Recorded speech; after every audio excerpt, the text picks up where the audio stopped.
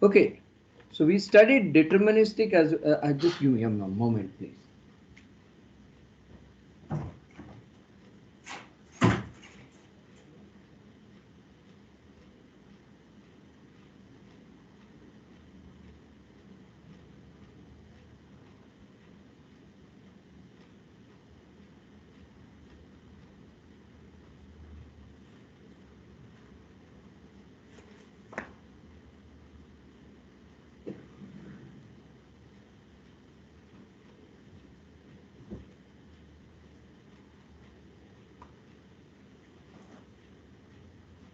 Pooja?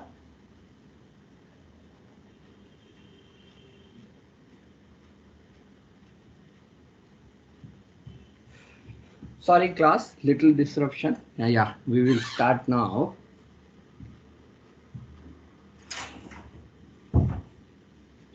I had to get my glasses. Without that, I am not able to see very well. Okay. So we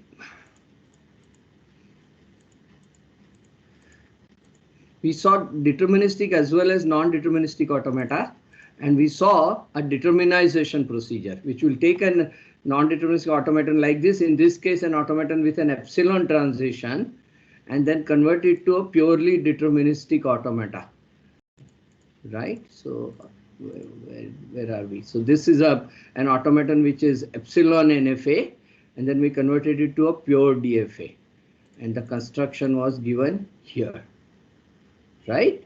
So I hope you have been able to study this. Now, there is this question of size of the constructed DFA, and we saw that because of the subset construction, the size of the constructed DFA can grow as large as 2 to the power n, where n is the size of the NFA. Size of an automaton is measured as number of states in that automaton.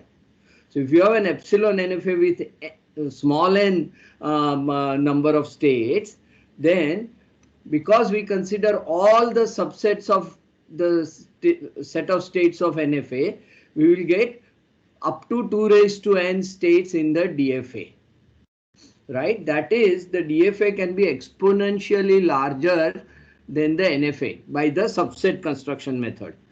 And the question that I asked you to think about was that is there a better construction giving a smaller size DFA, right? And I also said that the answer is no. In fact, here is one particular automaton, okay, for which the DFA happens to be exponentially larger than the NFA. So this is a non-deterministic finite automaton with 6 states. And the language it recognizes is the set of all words such that the fifth letter from the right is a 1, or the fifth last letter is a 1. All other letters can be either 0 or 1, we don't care, but that is the language. And then the thinking question, not for exam, was can we have a DFA of size less than 2 raised to 5 which recognizes this language?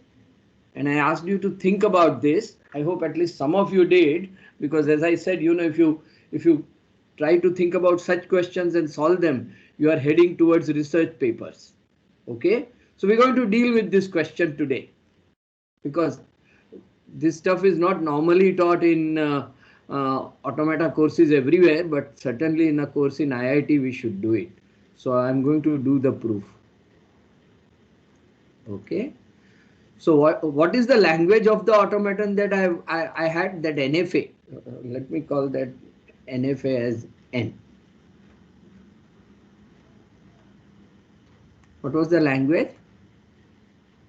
All words belonging to 0, 1 star, that is on alphabet 0, 1, such that fifth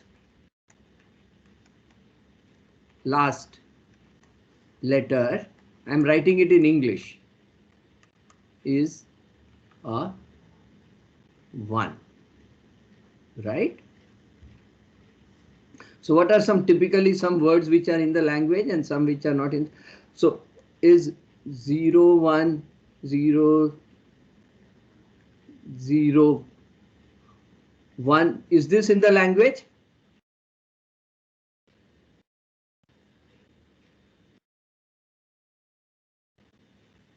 No, this is not in the language, because which is the fifth? This is the first, second, third, fourth, and fifth last letter is a 0. So this is not in the language. Now if I add a 0 after this, now I have a longer word, and the fifth last letter is this, which is a 1. So this belongs to the language. 0 does not belong to the language, because there is no fifth last letter at all. Forget it being 1, right? So this is the kind of language we have. And you can see that this non-deterministic automaton recognizes that language. What does it do?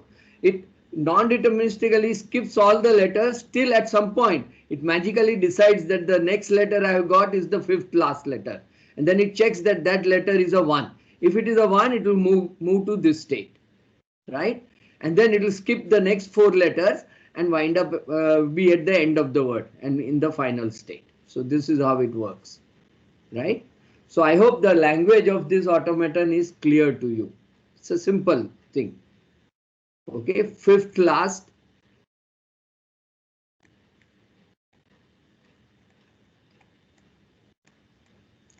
letter is 1.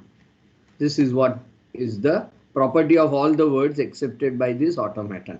Now my question to you was, can we have a DFA of size strictly less than 2 raised to 5 which will recognize this?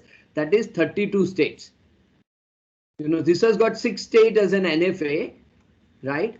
But if we convert it by DFA, you know, we will get automaton which can be as large as 2 raised to 6 states, right? My question to you is, can we have a DFA of size less than 2 raised to 5 which will recognize this language?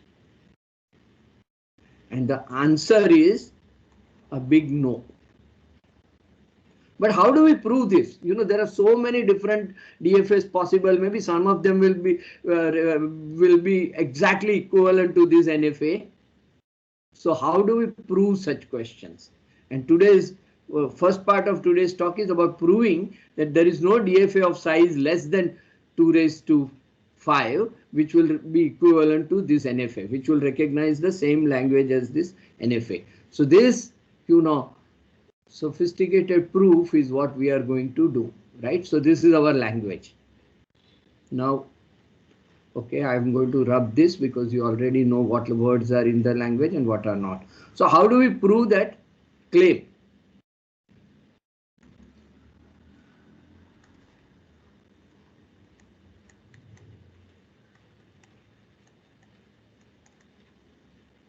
No DFA of size less than 2 raised to 5 which accepts ln, where ln is defined here, right?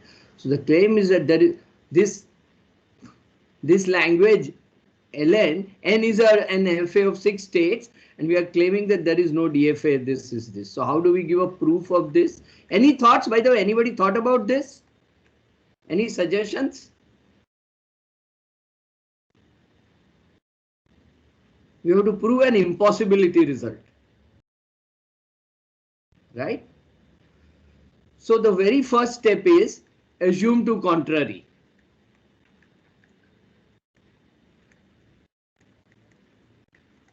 Contrary. Meaning what? Let M be a DFA with, so we assume that there is some DFA M with less than 2 raised to 5 states accepting ln,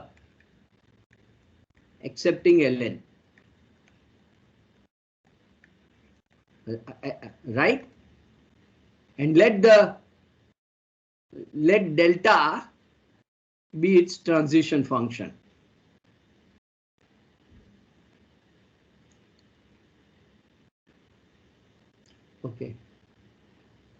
Okay, its transition function is delta suffix m. I will just abbreviate this by delta, okay, for convenience. we'll write as delta m, right? Okay, delta m transition function of this m, right? Okay. Now, what is the second step of the proof?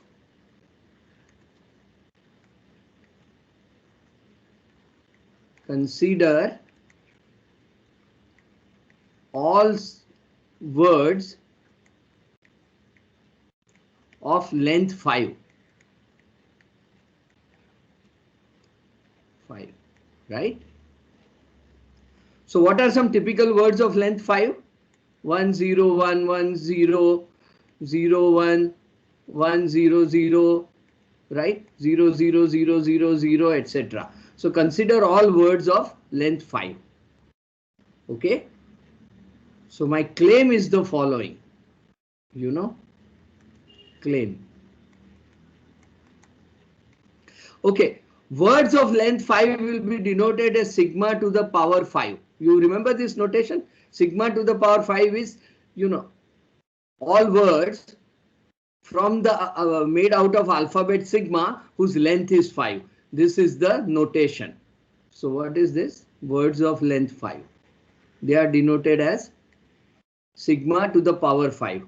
This is a notation that we'll use. So what is our claim? Our claim is that, and this notation denotes there exists, right? So there exist two words x and y belonging to sigma to the power 5. That is, there are two words x and y, say this and this, right? Such that this is a very important claim. Delta hat, starting from the start state of my automaton m. So from the start state of m, delta hat of m on x is equal to delta hat of from the start state of m on y, and x is not equal to y.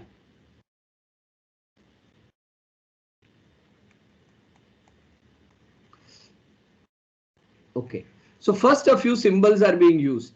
This symbol here means there exists. Do you know this symbol? Yes. Yeah, and this symbol here is the AND symbol. Okay, so what I am claiming is that, if I am given an automaton M, a deterministic automaton M with less than 2 raised to 5 states, there will definitely be two distinct words x not equal to y of length 5, such that starting from the start state of my M, after x I wind up in some state, after y also I wind up in some state, and these two states will be the same. Why is this the case? There are less than 2 raised to 5 possible final states. Right. So this principle is called pigeonhole principle. Okay.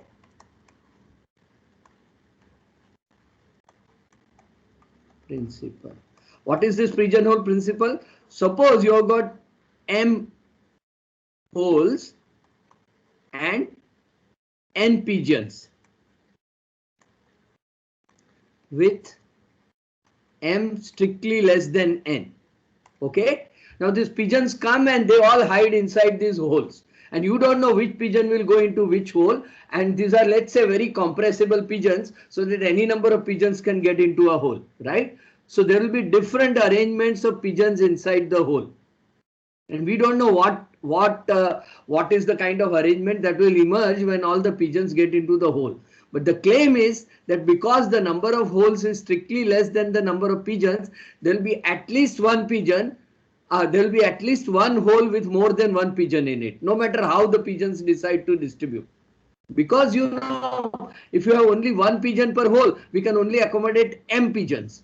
And then the extra pigeons will have to get into some of the holes which are already filled. So nothing deep about it, but this is called pigeonhole principle. Okay. And by pigeonhole principle, if you have two strings x and y, how many strings are there of length 5? Over the alphabet 0, 1, how many strings are there of length 5? 2 raised to 2 5. raised to 5. 2 raised to 5 strings are there. How many states are there? Less than 2 raised to 5. Right? Agreed? Like pigeons get into the hole from the start state after string X and after string Y, the automaton must wind up into some state deterministically. Right? No matter what, depending on the automaton that you have constructed, you can go to the state. I don't know which state I will go to, but I'm guaranteed that because number of states are few, there will be two strings X and Y, such that at the end of string X and at the end of string Y, I'll be in the same state. Now I can't predict which two strings this will be. That depends on the construction of the machine automaton M, which I don't know. I'm saying that there is some automaton, so there exists some strings X and Y, so that at the end of X and Y, I will be in the same state, right? Because otherwise I would need 2 raised to 5, that is 32 states in my automaton if all strings had to lead to different states. Agreed? Nothing difficult here, na? If there is any difficulty, tell me and I will repeat the argument. So the claim is that there are two strings X and Y of length 5, such that at the end of X and Y, the DFA M will wind up in the same state, and that is by pigeonhole principle. So far so good? Yes, sir. Nobody is speaking, huh? So either this is completely ununderstandable or it is fully understandable. Anyway, I will go ahead. I will continue with this. So what have we got? We have got these two strings X not equal to Y and delta hat of, I will remove the subscript M, but we are only talking about. So from the start state on X, I will go to delta hat of from S on Y, right? We have such strings. There exists XY, X not equal to Y, such that this is the case. Okay. And XY belong to what? Sigma raised to 5. They are of length 5. Correct? So just to now, I claim that this X and Y can be broken into 3 parts as follows. X is equal to Z followed by 0 followed by Z1. So I've got this, I have, this string of 5 letters can be broken into 3 parts. The first part is called Z, second part is called 0, the letter 0 and then Z1, and Y is of the form Z1 and Z2. That is, Z is, okay, so let me illustrate this by an example. Suppose my string X is of the form 0, 1, 0, 0, 1. And this is my X, right? And what is my string Y? Y is of the form 0, 1, 1, 1, 0, right? So what I do is, given these two strings, I find out the leftmost position where they differ. This is that position. Agreed? And I call the string before that as my string Z, which is common between X and Y. Then I have letter 0 in X and 1 in Y, or 1 in X and 0 in Y. Basically, this is the position where they differ. So without loss of generality, I'll call the string where 0 occurs, okay, as X and 1 occurs as Y. So I have these two. Do you agree that I can uniquely split strings X and Y into such a Z where there is this is the first position where this occurs, and this string will be called Z1, this will be called Z1, and this will be called Z2, right? So I can always split this X and Y into 3 parts, such that first there is a common part, then there is this one letter which differs in X and Y. So this is the first position where X and Y differ. In X, let's say it is 0, and in Y the letter is 1, because they are different words. So somewhere they have to differ. So it's possible that Z may be empty string, Z1 may be empty string, and the other thing I have is that the length of Z is Z1 is equal to length of Z2, right? Which is less than 5, right? Z1 and Z2 will be strings which will be at most 4 letters long. That is clear. In this case, they turned out to be 2 letters long. If X and Y differ right in the first bit, then Z1 and Z2 will be 4 letters long. So I think, is the structure of X and Y clear to you? Any confusion so far? So I can always split X into 3 parts: Z followed by 0 followed by Z1, and Y as Z followed by 1 followed by Z2. And where Z1 and Z2 will be of equal length, there may be different strings. Here I have shown you an example of Z1 and Z2, and Z1 and Z2 will have length less than 5. Is this clear to you? So this was Yes, my... sir. Okay. What happened? Oh, this came right at the end of this thing. This was my step 3, by the way, of my proof. So if I claim there is a DFA with less than 2 raised to 5, that is less than 32 states, then I will necessarily have 2 strings X and Y of this form, right? Such that at the end of this strings X and Y, I will be in the same state, right? Now what do? I pad these 2 strings by an extra string, right? So I will add an extra string W after this 2, So I will consider the string XW, right? And string YW. And how do I add this extra string W at the end of X and Y? I will add these extra letters as required, so that my this position where the 2 strings differed, this particular position becomes the 5th last position. See, currently it is the 3rd last position in X and Y. Do you agree that where do strings X and Y differ for the first time?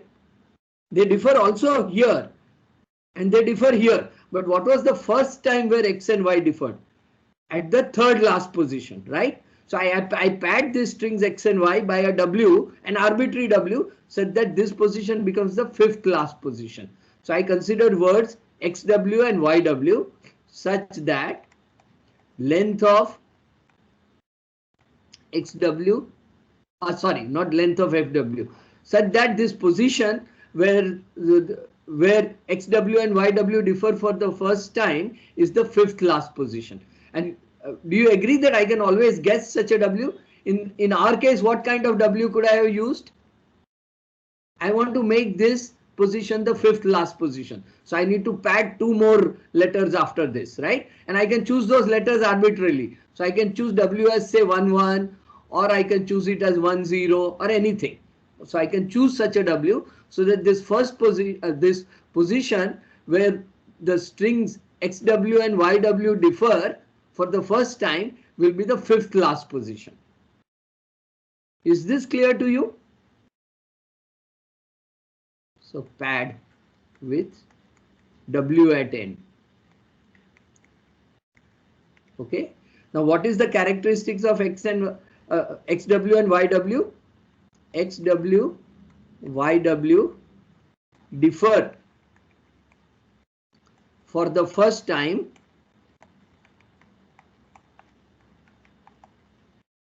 in 5th last position. That is, in 5th last position, this XW is a 0 and YW is a 1. This 0, which was occurring at the 3rd last position, now shifts to the 5th last position, because we have added some extra letters from W, and the same W is being used to pad this to 5th last position. Agreed? If you have got this point, so this was my point number 4, and then what is point number 5? Now I consider delta hat. I run my automaton on this long string XW and YW. Sorry, starting from the start state S on XW, right, will be what? Delta hat of S first we run the automaton on the string X. So S on X, right? And then we run it on the remaining string Y. This was one of the properties of this thing. But we already saw that delta hat of S on X is same as delta hat of X on Y. So I can say this is equal to delta hat of S on Y. So do you see how I have changed this to this? Huh?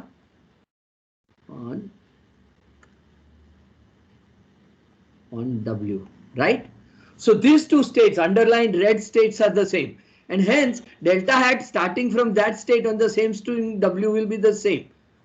So right, so this will be same as delta hat of S on XY.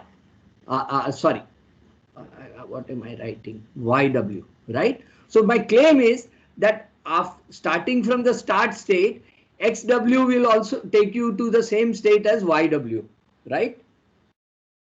Because X and Y took you to the same state, and after that you are giving the same sequence of letter, and in DFA there is only one execution. After XW and YW also you will remain in the same state, right? So the end state after XW will be same as the end state after YW. Now remember, the fifth last letter in XW was a 0, whereas the fifth last letter in YW was a 1. So YW belonged to the language, but XW does not belong to the language, right? So it cannot be the case that both XW.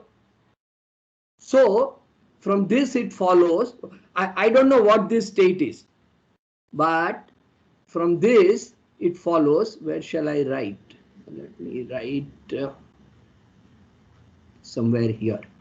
So from this it follows that XW belongs to the language of my DFA-M if and only if. So this IFF is the short form from if and only if. YW belongs to the language of M. Why? Because at the end of XW it is in some state, and at the end of YW it is in the same state. Now that state may be a final state or maybe a non-final state. If it is a non-final state, both XW and YW will not be in the language. Or if the state which I reach after XW is a final state, then I reach the same state after YW. So both XW and YW will be accepted. So both XW and YW will be accepted, or both will be rejected by the automaton. But by our definition of the language, fifth last letter in YW is a 1 and that in XW is a 0. So they cannot both be in the language. So my assumption that I had a DFA of less than 32 states must be wrong. So because if there is such an DFA, I will get this situation where I will have these two words X and Y which are different, such that after XW and YW, the automaton will be in the same state, and hence you will have to accept both of these words or reject both of these words. But one of them belongs to my language, that I define, right? So that completes the proof. So I don't think you will be asked about this proof in exam or anything like that, but I hope you will try to understand this sophisticated proof. Okay? So impossibility proofs are always a little bit involved. What we did was the following. I think the page jumped between them. Let me go back to my position. So if I give you the outline of the proof that we had done, I'm sorry, the page came at the end and not after this. So this was the language, and claim was that there is no DFA of size less than 2 raised to 5 which will accept the language.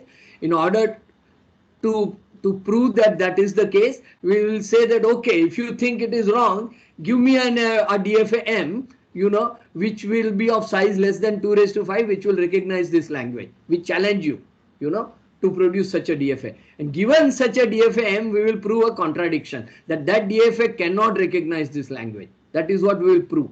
So suppose somebody gives you such a DFA, firstly in this DFA, there will be two words X and Y which are not same, such that at the end of X and Y, you will reach the same state because of pigeonhole principle. Because there are less than 2 raised to 5 states. So two distinct words will lead you to the same state. We don't know what those words are, but depending on the M you give me, there will have to exist two such words X and Y. Now given such two words X and Y, the proof continues. So we are again going to have to go to the end. Oops. Oops. Yeah. Okay. So you Given. can cut these contents. Hello. So you Anything? can cut those contents and paste it No, we'll for the. finish. We'll finish. Now, these two X and Y, which are of length 5, can be split into 3 parts. At the very first position in X and Y, where they differ. So, X is of the form Z, followed by letter 0, followed by a string Z1. And Y is of the form same Z, followed by letter 1, followed by Z2. Because they differ, there will have to be some position where they differ first. And there, you know, let us say X has got a 0 and Y has got a 1. You know, it could have been vice versa. But I assume X is like this and Y is like this, right? Then what I do is I pad these strings X and Y by some extra letters, same string W, such that this position where they differ, you know, becomes the 5th largest position. Fifth position from the last. So in this case, since the position where X and Y differed was 3rd last, I add 2 extra letters like 0, 0 or 1, 0. And then I get a word XW and YW, right? Where XW and YW differ for the first time in the 5th last letter, right? This can always be engineered. Now, since after X and after Y, the automaton was in the same state, if I continue from that state with a further string W, I will remain in the same state, because starting from that state on the letters I'll make the same view. So after the string XW and YW, I'll wind up in the same state, right? So from start state after string XW and YW, I am in the same state. Now that state can be either a final state or a non-final state. So I will either accept both XW and YW, or I will reject both XW and YW. But strangely, string YW is in my language that I needed, and XW is not in my language. So my assumption that M was recognizing my language must be wrong. That is why it is impossible to have an automaton of size less than 2 raised to 5, which will recognize this language. So this kind of proofs are a little sophisticated, but you will be happy to know that at least in the exam you will not be asked to produce such proofs. But you know, I may give you a homework as a thinking assignment where you can think about such problems. Don't have to you know, submit it for marks. But these are challenging problems, right? So is this proof interesting? I wish there was a way to conduct a poll where I could find out if you find this proof interesting or boring or just plain confusing. Okay. If you want, you can. Centralized version of this proof where you can show that for an arbitrary automaton you can't have a DFA of size less than 2 power 5. No, but that's what we showed, right? No, we took a specific example and proved for this that we can't have it for construct a DFA of size. No. I said let M be any arbitrary DFA of size 2 to the 5, which recognizes this language. We are giving this proof which will run for any DFA of size less than 2 raised to 5 that you give me. I am not fixing this M, nor am I fixing these strings X and Y. These X and Y here were given to you as an example, but the proof is as this. You produce any DFA M of size less than 2 raised to 5 states, then within such a DFA there will be some strings X and Y such that I will wind up with the same state at the end of X and Y. I don't know what those strings are. That depends on the M that you give me, right? And given once there are 2 such X and Y, I can extend this X and Y by a string W such that the first position where the X and Y differ will become the 5th last position, right? I can always do this, no matter what M you give me. I can find such X and Y, I can find such padding W such that the string XW and YW will differ for the first time in the 5th last position. Okay, which means yes, both XW and YW cannot belong to this language LN. But my DFA will take me to the same state, after XW and YW. So my DFA is going to fail because it's going to either recognize both words XW and YW or reject both words XW and YW, whereas one of them must belong to the language. So this is a general proof. Yes, I actually meant for a general language. Oh, yeah. For a different language, you will have to give a different proof. Absolutely. These proofs differ depending on what problem you are trying to prove impossible. So based on that, you will change the proof. So it takes quite a bit of cleverness to come up with the impossibility proof. And impossibility proofs are considered, kind of sophisticated and difficult. Right?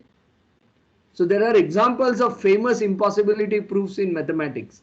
For example, Gödel, Hilbert, the famous mathematician Hilbert. I hope some of you have heard about it.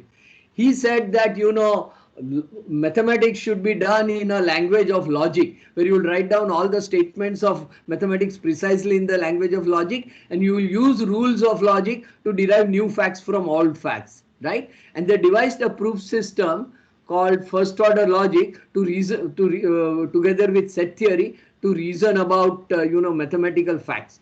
And Hilbert's idea was that there would be one logical proof system in which all of mathematics can be done. In fact, he thought this was the only sound way of doing mathematics. And Gödel made a very famous impossibility proof that there cannot exist any logical proof system which will be able to prove all facts about natural numbers. All facts about arithmetic cannot be proved within any logical proof system. So logical proof systems have limited power. Okay? In other words, any formal logical proof system which will give correct results, which is sound, will necessarily be incomplete for arithmetic. This was a great result. It completely wrecked this Hilbert's idea of doing mathematics only using logic. Okay? And we will see other very famous impossibility proof at the end of our course. This was Turing's great result.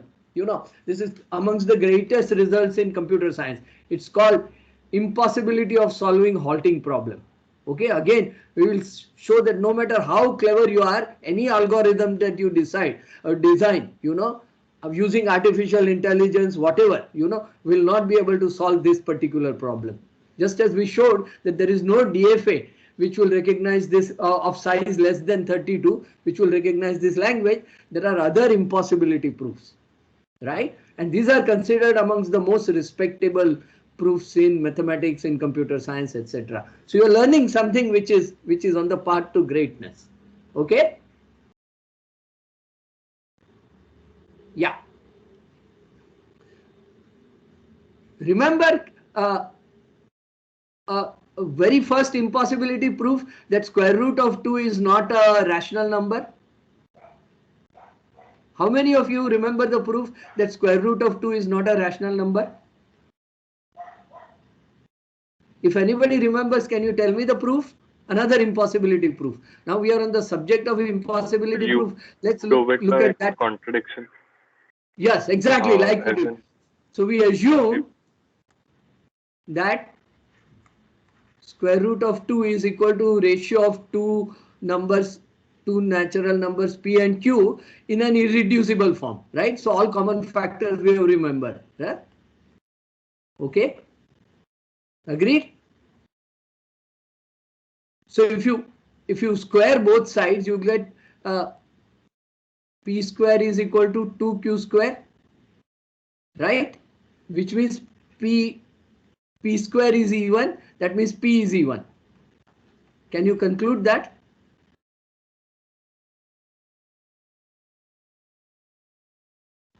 Do you agree that from this it follows? Okay, I should teach you how to write the proof. So we have assumed that square root of 2 is p.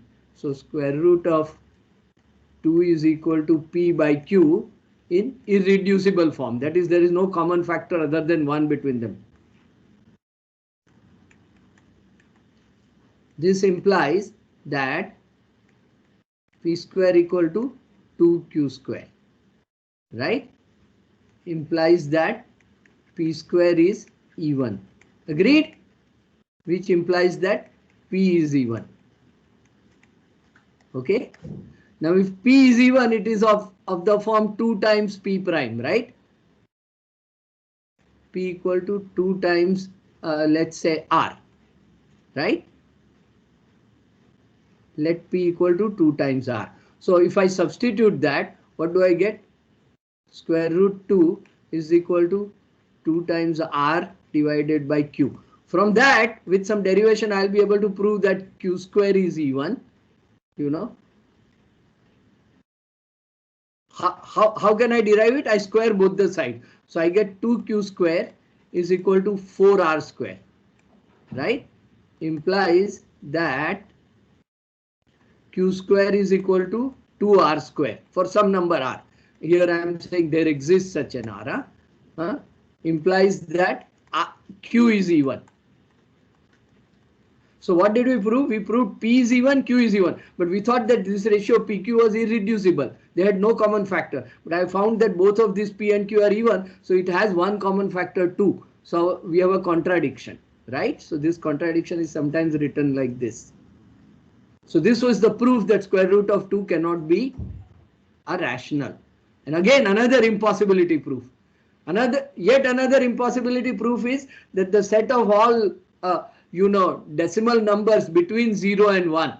You take the interval 0 and 1 and let's write down all the numbers between 0 and 1 as sequence of decimal numbers of the form 0 followed by 0, 0, 0, 0, 0, 0 followed by 0, 1, 1, 0, 0, etc. Infinite such sequences, and that all possible real numbers in the interval 0 to 1 can be written like this. Let's take that is given. What we can prove is that this set of real numbers between 0 and 1 is not countable. Okay. And another, this was Cantor's proof by diagonalization, which showed that the number of reals in the interval 0 to 1 are uncountable, whereas the number of rational numbers between 0 and 1 are countable. In fact, we did that enumeration of all the rational numbers between 0 and 1 in our very first class, right? So there are many. Anyway, don't worry. This is all for your general knowledge, nothing to do with our course. But there are impossibility proofs in mathematics, in computer science, and you did your first impossibility proof here. Okay. So I hope I can at least motivate you to see that there are interesting proofs in a subject and they are worth scrutiny. Okay. So we did automata with silent transitions, right? And with that I have finished the subject of DFA, NFA and epsilon NFA. Now last time we also considered operations on languages like union, intersection, complement, and we did these 3 operations last time. Starting with epsilon NFA, we showed so given epsilon NFAs for A1 and A2, we showed how to construct epsilon NFAs for A1 union A2, A1 intersection A2 and complement of A. This is what we did in last class. I hope you will remember that. Okay. So to give you an example, this was given normalized epsilon NFA for N1 and for N2 called RNS. We can construct epsilon NFA for N1 union N2. Okay, this was the union construction. And then we had, okay, this was the formal phi tuple notation. Okay, now I want to define 2 new operations today. They are going to be very important. First is called catenation of languages. So suppose you are given 2 languages A and B. May not be regular, may not be given by DFA. They are arbitrary collections of words over sigma. The catenation of A dot B. Firstly, we define catenation over strings, right? So if my X was of the form AB and my Y was of the form BAA, then what will be X catenated with Y? I will write this in short also as XY. X catenated with Y will give me which string? I will first take the string X and follow it up with string Y. So I'll get a larger string AB, BAA, right? X catenated with Y says X followed by Y. So I will get the string AB, BAA, right? This was catenation of words. Huh? And any two strings can be catenated with each other. And we even saw some properties of this catenation. You know, for example, X catenated with epsilon, empty string, is same as X. And X catenated with Y catenated with Z is same as X catenated with Y catenated with Z. Right? We saw properties like this. Anyway, let's page delete layer. Now what we are going to do is we are given two languages, that is collections of words, and we are going to catenate one language with another. So how is catenation of language A with language B defined? A catenated with B is defined as all strings which can be obtained by picking up some string from A, some string of Y, and catenating X with Y. And you keep collecting all such possible strings X dot Y, and that collection is called A dot B. So is the idea of catenating two languages clear? You take some element of A, some element of Y, and catenate them, and that will belong to A dot B. And anything that belongs to A dot B will come from some such X and some such Y. So let's take an example. Suppose my A was my language consisting only of two words, a word A and a word AB. And my B was a language, sorry, there's a curly bracket missing. B was a language consisting of two words, B and BA. Right? Then what will be my language A dot B, A catenated with B? First I take this A, I take this B, and I catenate them. So I get AB. Agreed? Then what do? Then instead of this A, I take this AB, and then sorry, not that. I think I take this same one, but instead of this B, I take this BA, and then I get this word, right? So I get ABA. So I've taken care of this A with both these words, and then I will take AB catenated with B, giving me ABB, and then I'll take AB catenated with BA, giving me ABBA. So I take all, possible combinations. This is like cross product, right? Take each element here, and catenate them, right? And I get 4 elements here. So how I get A dot B is clear to you? Any confusion there? I think simple. Take one string from here, one string of here, and join them. That gives you one element here. Take all such possibilities what you collect in this A dot B, and that is the catenation. If instead if I did B dot A, I will get this collection. I will first take this B. So let me rub this. I will take this B and catenate it with this A, giving me the word BA, which was not there in A dot B. So in general, A catenated with B is not same as B catenated with A. You see that? So these operations are not commutative. So catenation of two languages is clear to you? I hope there is no confusion here. It's a simple concept, but it's very useful. You can say a language, I want a language, where I have a verb phrase.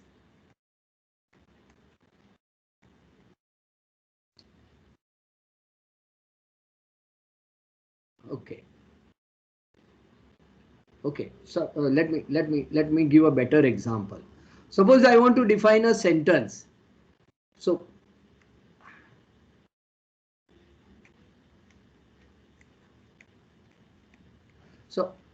a sentence will typically consist of so this will define the subject of the sentence. Then I'll have a verb phrase. Lot of English sentences have this form, followed by again another noun phrase, which is the object.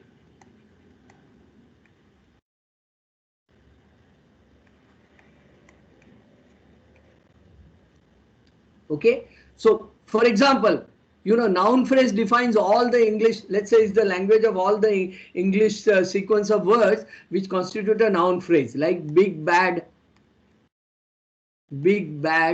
wolf.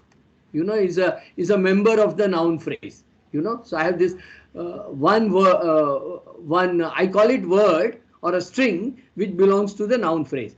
This is followed by a verb phrase which is like quickly ate, you know. So this is my verb phrase, right? This was my noun phrase. This was my subject phrase. This was my verb phrase, the action phrase, and then the tiger. That is my, again, noun phrase. This is the object phrase. So sentence is obtained by catenating a noun phrase followed by a verb phrase followed by a noun phrase. The subject phrase followed by the verb phrase followed by the object phrase. So you see the importance of, you know, making, you know, sort of sophisticated things like sentence languages from noun phrase language, verb phrase language, and noun phrase language, right? This is an example of catenation.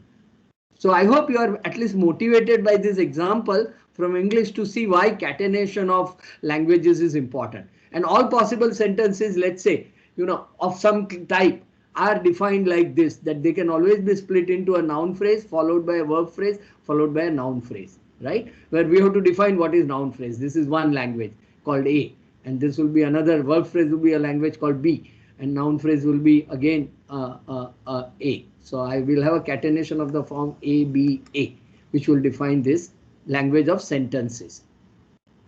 So I hope this is clear to you. Okay. I'm going to clear this and continue. So this is catenation. Now I have this theorem which says that if my A and B are regular languages, then A catenated B is also regular. That is, regular languages I will write in short for languages are closed under catenation. By that, what do I mean? If A and B are regular, individually they are regular, then their catenation A dot B is also a regular language. Now, what do I mean by saying that A and B are regular? There exists some DFA, or let's say an epsilon NFA for A, and there exists an epsilon NFA for B. The technical definition is that A and B have DFA, but you know, sometimes we work with more succinct description of these languages A and B. So given epsilon NFA N1 and an epsilon NFA N2, we can construct an epsilon NFA N3, which will recognize, you know, language of N1 catenated with language of N2. So is the shape of the theorem clear? So given an NFA for noun phrase and an NFA for verb phrase, I can construct an NFA for the sentence by take. Okay, that is what I am saying. So if I have already designed a DFA recognizing noun phrases and a DFA recognizing verb phrases, then I can put them together and recognize sentences. That is what I am saying. So I hope this idea is clear to you, and this construction is fairly simple. I can give it diagrammatically, and it is simply this. This is automaton N1. This is automaton N2. We assume that N1 and N2 are given in, you know, normalized form. So that is, they have a unique start state. N1 has unique start state S1 and a unique final state F1. This has got a start state S2 and a unique start state F2. So N1 and N2 are given individually. We construct a large automaton called N3, where S1 becomes the start state of my N3, F2 becomes the final state of my N3, and I add this extra one edge from F1 to S2 with label epsilon. So is the construction clear to you? In order to recognize A dot A followed by B, I take the automaton for N1, I take the automaton for N2, and from the final state of N1, I do an epsilon transition to the start state of S2. And the claim is that the language of this bigger automaton is same as language of N1 followed by language of N2. N1 catenated with N2. And that should be fairly intuitively absolutely clear proof, right? Isn't it? Can somebody tell me how every word which is recognized by N3 will be in L of N1 catenated with L of N2? Why is that the case? Why does this equality hold? So first we will prove this direction. That is, language of N3 is a subset of this catenation language. That is, every element of N3 is included in this catenation. How do we prove that? Suppose there is some word X which belongs to the language, which is accepted by this automaton. So what will happen? On word X, there will be a run starting from S1, which will go to F2, right? On this X. Now that word can actually be, now you know all runs in this automaton N3 will be of the form, they will start with S1, sometime they will wind up in F1. I don't know which path they will take, but from F1 they will take an epsilon transition and then reach S2, and then from S2 they will reach F2. So you know, at this position this X can be broken into some Y and Z, right? After Y, an epsilon transition happens, and then you know the string Z is consumed to reach F2.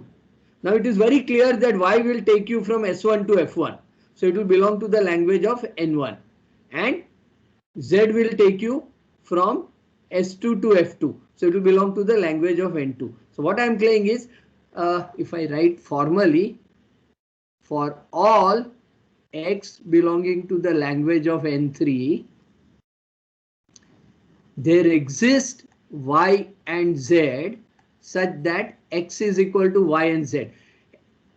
You know, X can be split into two parts, Y and Z, such that Y belongs to the language of N1 and Z belongs to the language of N2. And that you can see from this that all runs, you know, all sequences which take you from S1 to F2 must pass via this epsilon, and all the letters of X which have been consumed before taking this epsilon transition can be called Y, and all the letters of you know, X which occur after this epsilon can be called Z. And then clearly Y will belong to the language of N1 and Z will belong to the language of N2, right? So it is clear that, you know, in that case, clearly, you know, Y dot Z will be in this catenation by the definition of catenation. Implies that Y dot Z belongs to language of N1 catenated language of N2. So this is one direction, and you can prove the reverse direction also, which I will leave to you. It's easy, but you can prove this.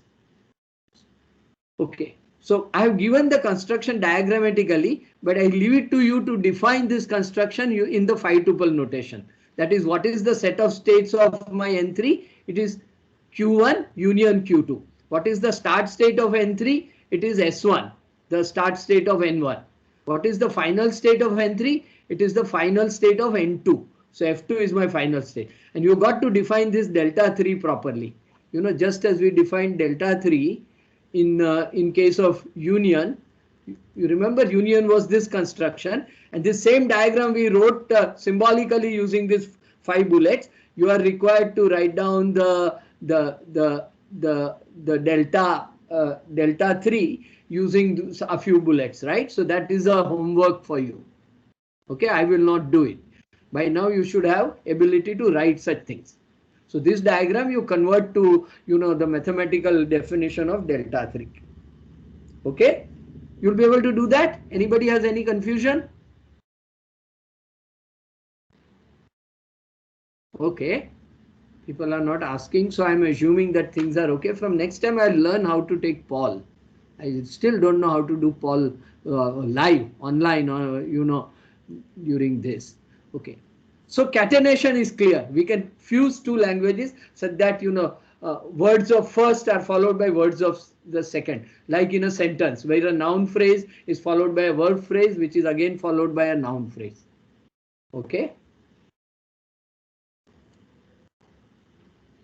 Okay, now we are going to do the last operation that we have. It is called Kleene closure, and it's a very important operation. So let me define, before I do Kleene closure, let me define power of a language.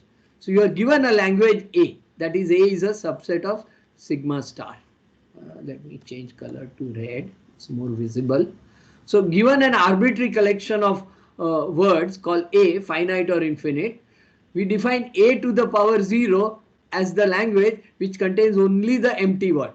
So no matter what this A was, how large it was, A to the power 0 will give you the language containing epsilon. So I want you to check the analogy of 2 to the power 3, analogy with A to the power B, right?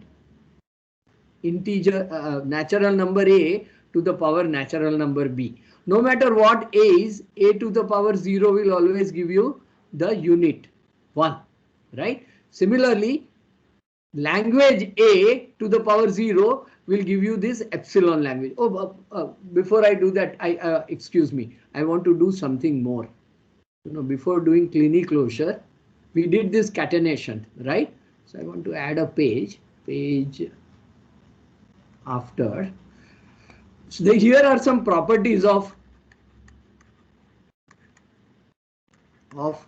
catenation, right? So by this capital epsilon, by this capital epsilon, I will denote the following language. Set containing the word epsilon. So, the word epsilon is written in blue and this red epsilon is just a symbol I have. Maybe this is too confusion. So let me call this as U. U is the set containing only the epsilon, right? Okay. No matter what my alphabet is. So do you agree that this is a language? It contains only, a language has only one word in it and that word is the empty word. Then I have the following property. First, A catenated with U will give me what? Anybody can tell me? A itself. Why is that? Because you can pick up any string in A, catenate it with epsilon, which will give you the same string. So you get exactly the strings which are in A. And this is same as U catenated with A. Agreed? So in some sense, U is the unit of catenation. In the language of algebra, just as 1, multiplied by anything is equal to X. So 1 is the unit of multiplication and 0 is the unit of addition. We have U is the unit of catenation. Okay. So this is mathematical structure very similar to your arithmetic. Okay. Same thing was. Second is A catenated with B catenated with C is same as A catenated with B catenated with C. Okay. These two properties say that my set of words under this catenation operation form something called a monoid in the language of algebra. Okay. It's not important to know this language, but these two properties are true. It has an identity or a unit and it is associative. These are the two properties of catenation. Okay. I hope this is clear.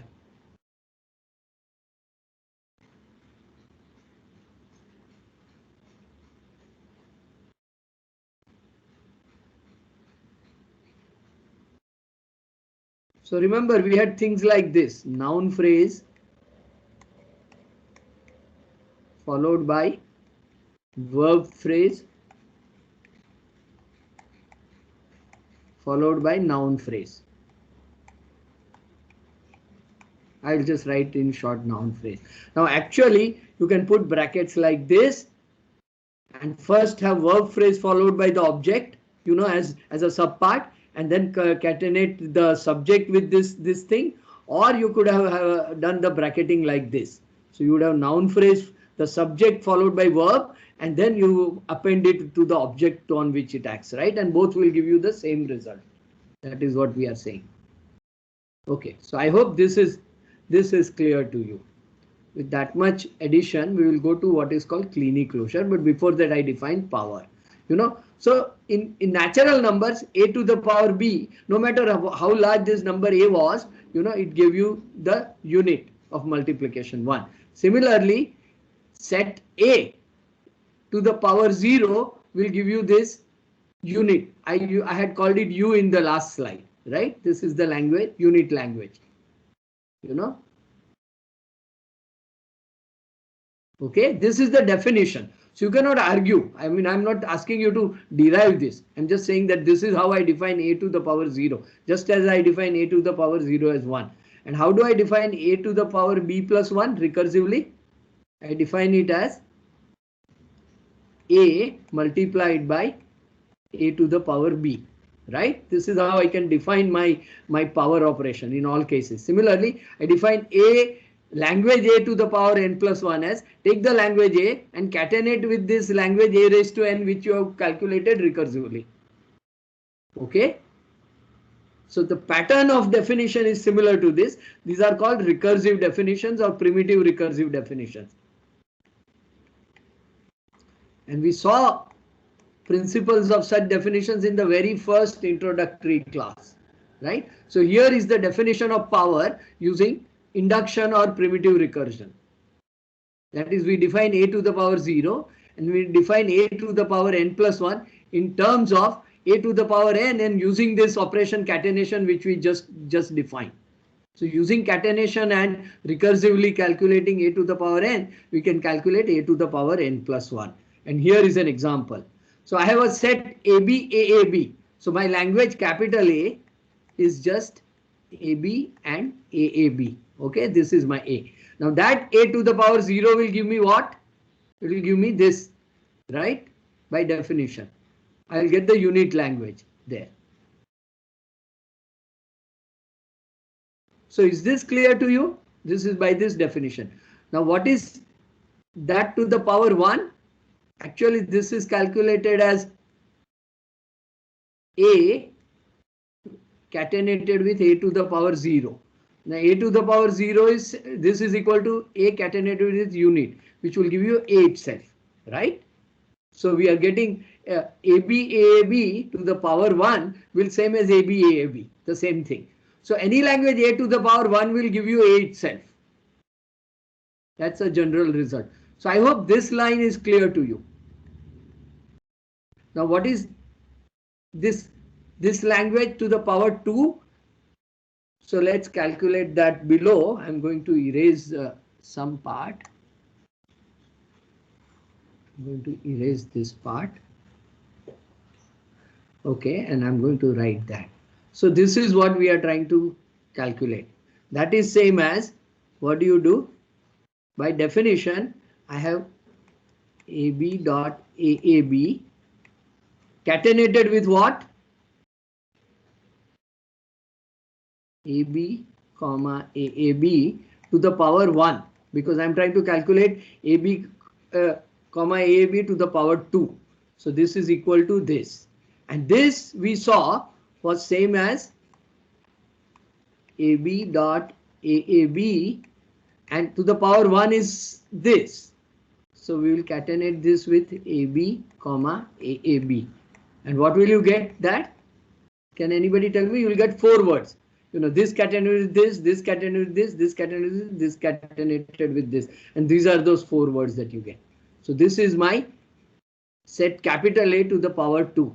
And then capital A to the power 3 will give you what? These 4 words, this set catenated with these 4 words. And that will give you this 8 words, right? So here is an exercise, you know, taking increasing powers of A. And you can see that the language gets, you know, bigger and bigger. It may get bigger and bigger or it may saturate. So is the notion of given a language taking its nth power clear to you? Here we have seen some calculations. This is a very, very, very, very, very important concept, right? So let me ask you a question here. Suppose my language A consists of a single word AB. It has only one word AB.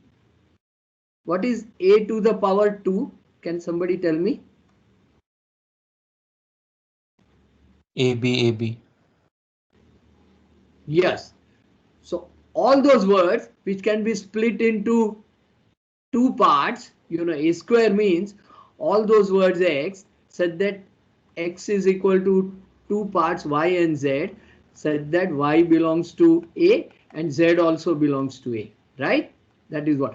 If I take A cubed, what will happen? I will have all words X which can be split into three parts, right? So let me give you the defining property of A to the power N. A to the power N in general, not necessarily just this A, will consist of all string X such that X can be broken into strings Y1 to Yn such that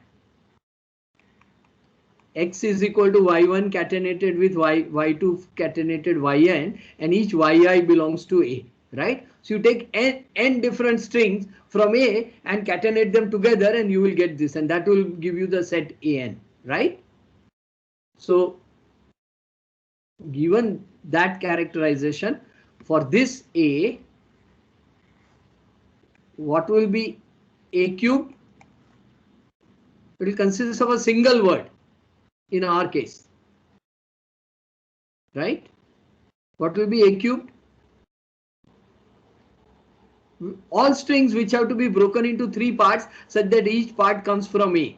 So you know, since the only string in A is AB, I have to break it into strings AB followed by AB followed by AB. So the only element of A cubed is AB, AB, AB. We'll take one more example to make things clear to you.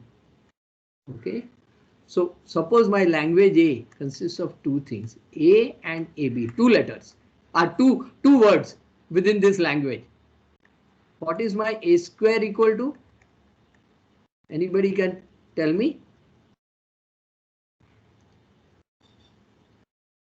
So all those words which can be broken into two parts such that both those words come from A. So all the words of the form x dot y such that both x and y, xy come from A. That will give me A square.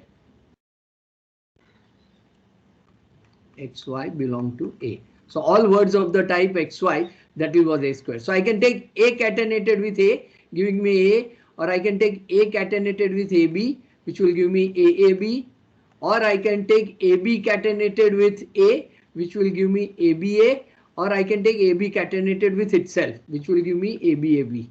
So this is what is my A square, right? And I can, if you can see roughly, this is how I split it. And I get these four words. What will be my A cube? All those words where I have three parts X, Y, Z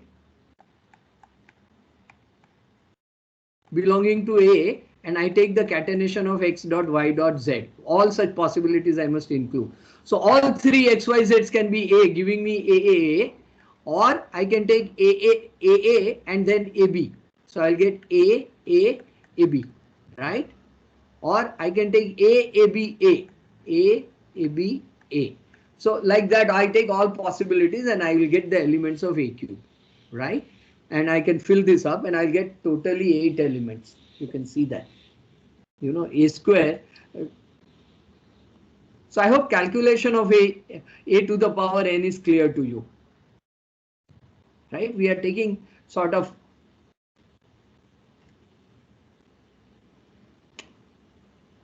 okay, so with that much, let me define something called Kleene closure. Now, Kleene closure or star closure of a language is denoted as A star in the superscript. Okay, so A star is the notion for Kleene closure of A, and it is defined as follows. A star of A is given by, take this line, this is the definition. You take A to the power 0. Take union of that with A to the power 1, take union of that with A to the power 2, and you keep doing this. So what you have is a kind of infinite union. You take union of A to the power N for all possible N's. And this infinite union is called A star operation. It is called the Kleene closure operation. It's a little bit complicated operation, right? Because you are taking union of infinitely many sets. Each set is obtained as A to the power N for some N. So is the definition clear? We already know how to calculate A0, A to the power 1, A to the power 2, A to the power 3. So we take all possible natural numbers and take the union of all those sets. And you get this one set called A star. Ultimately, this is also a set, right? Okay. Maybe one example will make it clear to you. So here is the example. Suppose my set A is just contains a single word AB, right? So what will be my A0? A to the power 0. Anybody? What is A to the power 0, please? Epsilon. This unit language, set containing epsilon. Please distinguish between the string epsilon and the set containing epsilon. Okay. So this is A0. What is A1? A to the power 1? A itself. That is AB. Correct? What is A to the power 2? AB. AB, a single letter. In this case, I'm in a very simple case because I have only one word. I keep concatenating it and I keep getting longer and longer word. And A cubed will be AB, right? So what will be the, and this way I can go AN, A to the power N will contain a single letter AB repeated N times, right? N times, right?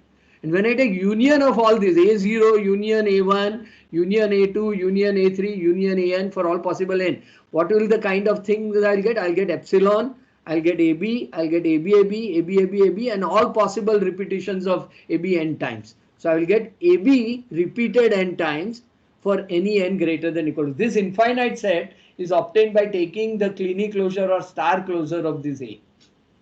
So you know, collection of all words of the form AB repeated some arbitrary number of times is given as A star.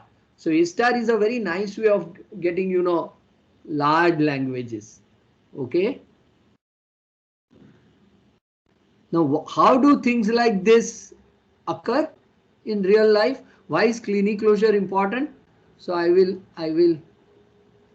wanted to finish this today, but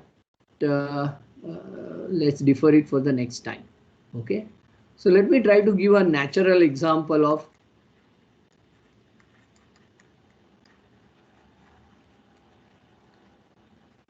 Kleene closure. So what is a noun phrase?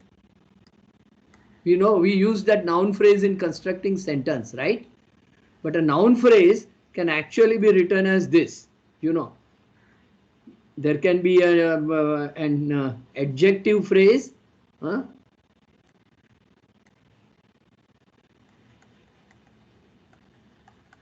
Phrase. Okay, it can be a noun by itself. You know, like what is a subject or a noun? I can just say cat. Or I can have an adjective prefixing the cat. So I can have the big cat. Or I can have big bad cat. Or I can have big bad brown cat.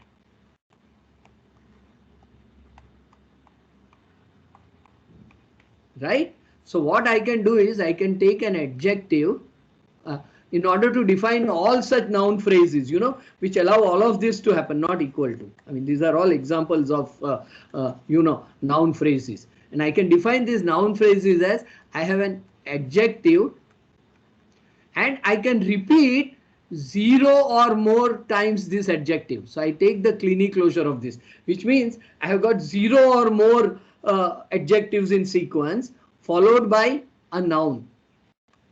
Right? And that is what I can call as a noun phrase. So noun phrase is a sequence of adjectives. I don't know how long that sequence is. So it is 0 or more repetitions, and that is what Kleene closure says. It consists of all the repetitions of a 0 or more times. I don't know how many times. Arbitrary many repetitions are allowed.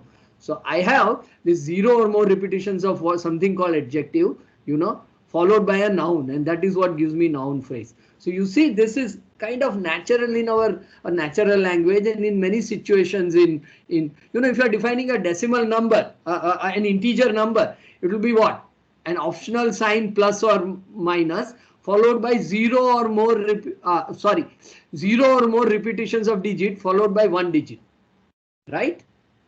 So number of digits that occur in a number can be arbitrary, so you can use this star operation to denote zero or more repetitions, right? So Kleene closure is a very, very useful and important operation. Okay, agreed? I hope you have some motivation to understand Kleene closure. It is going to play quite a useful role in next few classes, so you should study this. And the theorem that we are going to prove is that regular languages are closed under Kleene closure. That is, if you are given an NFA for N1, its language is LN1, then if you take the Kleene closure of language N1, that is, if you take the star closure of the language of this automaton N1, you can build an automaton N2 which will recognize the star closure also, right? So if a language is regular, its star closure will also be regular. In the other hand, if you have a DFA recognizing what is an adjective, then you can build a DFA which will recognize arbitrarily many repetitions of adjective. And you can because catenation also you can do, so you can build an automaton which will recognize noun phrase. You see how you are building automata for more complex jobs from simpler automata by building an automaton for star closure and then building and catenating that with this. So these are all actually algebraic operations over languages, but we will be able to do corresponding operations on DFAs also, right? That is the way in which computers will work. That is how machines will be built for this kind of activities. So the theorem is this, and this simple construction here will actually recognize if in R is the automaton for N1 by adding one new fresh start state called S2, one fresh start state called F2, and adding these three black edges marked with epsilon, I'll be able to recognize N1 star, the language of N1 star. We will do this, we will look at this construction in more detail next time, but I would urge you to study this by yourself before coming for the next class. Okay, so we will even be able to do Kleene closure by DFA construction. So given an or even epsilon NFA construction, given epsilon NFA for a language, we can construct an epsilon NFA for the language starred. Okay, this is what. So we will see this construction next class, but I want you to understand that we are able to construct such an automaton. So what is the upshot? If I go back to yes, this slide. Given automata for languages A, A1 and A2, we can build an automaton for A1 union A2. We can build an automaton for A1 intersection A2, for complement of A, for catenation of A1 followed by A2, and for star closure of A. This reverse we'll see next time. Okay, so you see, using such operations, union, intersection, complement, catenation, Kleene closure, you are able to define automata for complicated languages like those noun phrases and sentences, from automata for simple things. And this is what is used in understanding a lot of programming languages, natural language, in protocols, because communication protocols work in phases. In first phase, certain patterns of messages will be allowed. This will be followed by some other pattern of messages. Certain kind of message sequences can repeat arbitrarily. So you'll do it by Kleene closure. So this kind of operations are going to be very useful, and we are going to study next two classes will be dedicated to such patterns of occurrences of letters. Languages by patterns of occurrences of letters, and they can all be done using automata constructions. So I hope you have some intuition about where we are going, and that is what we will do. So I think with that I will close. Okay, I will.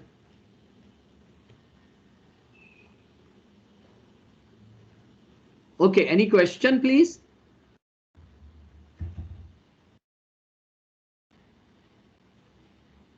Okay, if there is no question, I ask you to study these slides. These are not difficult. By the way, these operations are not given so well in cosine. They are given in the Hofcroft Motwani Ullman book. Okay. And I will post the slides today itself. So please come prepared with studying this material. I will also release a quiz for last week and sorry, today's class. Okay. So you have to finish the quiz before the next class also. Yeah, somebody has raised a hand. So let me see if I can see the chat. Please ask. Hello, sir. Am I audible? Hello. Uday, I am not able to hear you. Can you speak louder? Hello. Am I audible? Yes, now you are audible. Yeah, sir. Would you please upload the slides of the lecture? I will do it by today by 2 o'clock. I'm sorry, I think the last class is missed. All the classes before that are given, but the last class was, I thought I had done it, but I saw the message that I have missed it. So I will do it, by 2 o'clock. Is that fine? All right. Thank you. Yeah. All right. And there'll be a quiz on all this material. Okay, thank you. I'm going to stop the recording. Thank you,